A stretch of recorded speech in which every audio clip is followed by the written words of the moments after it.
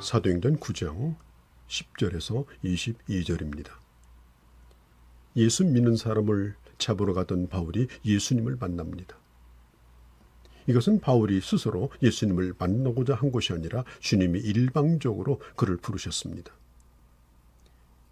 그는 주님께 사로잡힌 자가 되어서 눈이 멀어서 끌려가는 그런 입장이 되고 말았습니다. 항변할 수 있는 기회조차 주지 않았습니다. 일방적으로 사로잡아 그에게 지시하십니다. 바울은 사람들에게 이끌려서 그의 살생부의 이름이 올라감직한 다메섹에 살고 있는 아나니아에게 인도되어집니다. 얼마 전까지만 해도 자기가 죽여야 될 대상이었던 그 사람에게 끌려갑니다. 그리고 그가 시키는 대로 하라고 하십니다. 이것은 매우 자존심이 상하는 일일 수 있습니다. 그런데 아나니아도 하나님께서 사울이라고 하는 그 핍박자가 찾아올 텐데 그를 거절하지 말라고, 그에게 복음을 전하고 그를 위해 기도하라고 명하셨을 때 아나니아도 그 말씀에 순종하여 이 바울을 맞아주게 되어집니다. 이 바울과 아나니아와의 만남, 핍박자와 핍박을 당해야만 되는 대상이었던 이들의 만남, 얼마든지 오해를 살 수도 있고 그리고 부담이 될 수도 있는 일이었습니다. 그런데 이 치를 떨던 이 공포의 대상이 눈이 멀어서 자기 앞에 왔습니다. 이런 사람에게 안수한다고 하는 것은 상상할 수 없는 그런 일입니다. 핍박자와 손을 잡는다. 모종에 무슨 음모가 있다. 자, 이런 오해를 받는다고 하면은 이 얼마나 이 바울을 만나는 것이 부담스러웠을까요? 그러나 이 아나니아는 하나님의 말씀대로 순종하여 다메섹으로 찾아온 바울을 만나게 됩니다. 그리고 그에게 첫 마디가 이렇게 말합니다. 17절에 형제 사울아. 저는 이 말씀을 들을 때 참 감동이 있습니다. 과거가 어떠하든지, 과거 나와의 관계가 어떤 것이 얽혀 있든지 상관없이 오늘 복음 안에서 새롭게 된 피조물이라면, 새 생명을 얻은 하나님의 사람이라면 그가 누구이든지 그를 형제로 받아주고 있는 이 아나니아. 이 바울은 자기를 형제로 맞아 주었던 이 아나니아를 평생 잊을 수가 없었을 것입니다. 그리고 그가 누구이든지 주님 앞에 돌아올 때 어떻게 그를 맞아 주어야 되는가 하는 것을 아나니아로부터 배웠을 것입니다. 예수님께서 아나니아에게 사울을 형제라고 부르라고 한 것은 아니었습니다. 아나니아가 주님의 마음을 품었기 때문에 스스로 형제라고 그를 따뜻한 마음으로 맞아 주었던 것입니다. 과거에는 그가 예수 믿는 사람을 잡아 죽이는데 앞장선 교회의 원수 같은 사람이었을지라도 이제 주님 앞에 돌아온 사람이기 때문에 그를 끌어안는 이 장면이 참 얼마나 감격스럽습니까? 이것이 바로 그리스도 안에서의 사랑이 아닙니까? 이것이 바로 내게 주신 영혼을 품는 그리스도의 마음이 아닙니까? 바울에게는 그를 용납해 준 잊을 수 없는 두 사람이 있습니다. 한 사람은 핍박자인 자기를 형제라고 불러준 아나니아가 있었고, 또 한 사람은 안디옥 교회의 지도자였던 바나바였습니다. 당시 교회는 이 바울이 예수 그리스도를 믿었다, 예수께 돌아왔다는 사실을 쉽게 받아들일 수가 없었습니다. 의심의 눈초리로 무슨 음모가 있는 것이 아니냐, 무슨 미끼를 던진 것이 아니냐, 이런 의심이 있었습니다. 그래도 아나니아는 그를 받아주었습니다. 그리고 특별히 안디옥 교회 지도자인 이 바나바는 그러한 바울을 예루살렘 교회에 데리고 가서 소개를 합니다. 그는 이렇게 말합니다. 이제 성경 9장 26절에 보면은 바울은 그가 과거에 분명히 교회를 핍박한 건 사실입니다.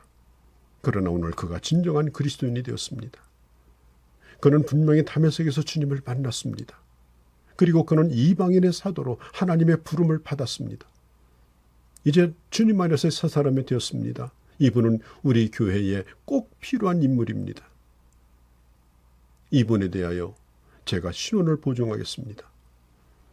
이 바나바가 이렇게 하면서 예루살렘에 이 바울을 소개해 주었던 것은 매우 어려운 결단입니다. 왜냐하면 누군가가 의심을 하고 있는 사람을, 또 의심받고 있는 사람을 소개해 준다고 하는 것이, 이것은 대단히 힘든 일이죠.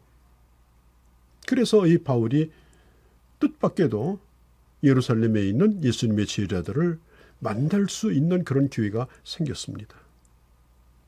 그러나 이 유대인들은 배신자로 여기며 배반자로 여기며 바울을 죽이고자 했기 때문에 바울은 더 이상 예루살렘에 머물 수가 없었고, 그래서 그는 부득불 고향인 다소로 내려갈 수밖에 없었습니다. 그 고향에 내려가 있던 이 바울을 11장 25절에 보면 다시 안디옥 교회의 동역자로 부른 분이 바로 바나바였습니다. 자, 오늘 이 본문의 아나니아도 사울을 형제로 부릅니다. 아나니아는 주님의 마음을 가지고 그렇게 그를 받아들였습니다. 참, 그런데 그렇게 부르니 조금도 낯설거나 이상하지 않았습니다. 아나니아가 자기 앞에 눈이 멀어서 끌려온 이 바울을 보니 이제는 살기가 등등한 핍박자의 모습이 아니었습니다. 아나니아는 바울에게 복음에 대하여 구체적으로 들려줍니다. 아나니아를 통해서 하나님께서 자신을 부른 목적이 뭔지, 이방인과 임금들 또 이스라엘 앞에 복음을 증거하기 위하여 하나님의 택한 그릇이라는 이 말씀을 15절에 아나니아로부터 바울은 듣게 되어집니다. 바울은 하나님께서 자신에게 주신 이 사명을 잊지 않았습니다. 그리고 순종하였습니다. 아나니아가 바울에게 이렇게 말합니다. 당신은 예수를 믿을 뿐 아니라 예수로 말미암아 많은 해를 받게 될 것이다. 당신이 가는 길에 당신의 미래의 고난이 기다리고 있다는 걸 기억하시라. 하나님께서는 바울을 부르시고 그에게 화려한 미래를 보여주지 않았습니다. 허황된 꿈을 주지 않았습니다. 그가 앞으로 복음을 위해서 고난받는 미래가 기다리고 있다라고 분명히 말하여 주었습니다. 그는 복음을 위해서 고난의 길을 걸어가다가 명예퇴직하는 선교사가 아니었습니다. 그는 60대 중반까지 복음을 전하다가 로마 한복판에서 감옥에 갇혀서 결국은 참수형을 당하여 순교로 그의 인생을 끝내게 되어집니다. 3일 동안 눈이 멀었던 이 바울의 눈에 덮였던 비늘이 벗겨집니다. 그리고 드디어 그는 새로운 빛을 보게 됩니다. 신령한 눈이 떠지고 새로운 인생을 시작합니다. 그는 3차 전도 여행을 마쳐갈 즈음에 에베소 교회 장로들에게 말합니다. 예수 그리스도로부터 이 복음 전도의 사명을 받았는데 내가 이 사명을 다하기 위해서는 나는 내 생명을 조금도 귀한 것으로 여기지 않겠다. 그렇게 결의하고 장로들과 눈물의 포옹을 하고 예루살렘을 향해 떠나지 않습니까? 이후로 바울은 자신의 경력 때문에 괴로워하거나 자기 연민에 빠지거나 자기를 학대하지 않았습니다. 배신자라고 여기며 끝까지 자기를 괴롭혔던 유대인들도 미워하지 않았습니다. 오히려 그들을 사랑하고, 특별히 유대인의 문제로 인하여 로마서 9장에 보면 바울은 많은 고민을 하면서 품으려고 하였던 것입니다. 바울은 아나니아로부터 하나님께서 앞으로 자신에게 하실 일들에 대하여 다 듣고, 그리고 비로소 그는 눈이 떠지게 되어집니다. 그가 눈 뜨기 전에는 그가 그렇게 능통하게 알았던 구약성경 말씀을 가지고 예수가 누구인지를 알 수가 없었습니다. 그런데 놀랍게도 그가 영적인 눈이 떠지자 그가 알았던 구약성경이 예수 그리스도 안에서 구슬로 한 줄로 꿰이듯이 꿰어지기 시작합니다. 꿰뚫어지기 시작합니다. 아무리 봐도 모르던 것이 주님 안에서 이제는 해석이 됩니다. 그래서 구약에 예언된 예수 그리스도를 그는 담대하게 증거하기 시작합니다. 20절에 보면 이렇게 말하죠. 즉시로 회당에서 예수는 하나님의 아들이라고 전파했다라고 말합니다. 아직은 복음에 대하여 햇병아리지만 그러나 그는 담대하게 하나님의 말씀을 통하여 예수 그리스도를 증거하는 그런 용기를 가지고 증거하였던 것입니다. 마치 갓 구워낸 빵처럼 향긋한 매력을 가진 그런 증거자가 될 수 있었던 것이죠. 사랑하는 성도 여러분, 유대인들에게는 영원히 죽이 없어야 되는 그런 대상이 되었지만 그러나 하나님 앞에서는 참으로 소중한 전도자로서 그는 새로운 인생을 시작합니다. 예수를 만나자 무서운 것도 부끄러운 것도 없습니다. 누구도 그를 굴복시킬 수 없었습니다.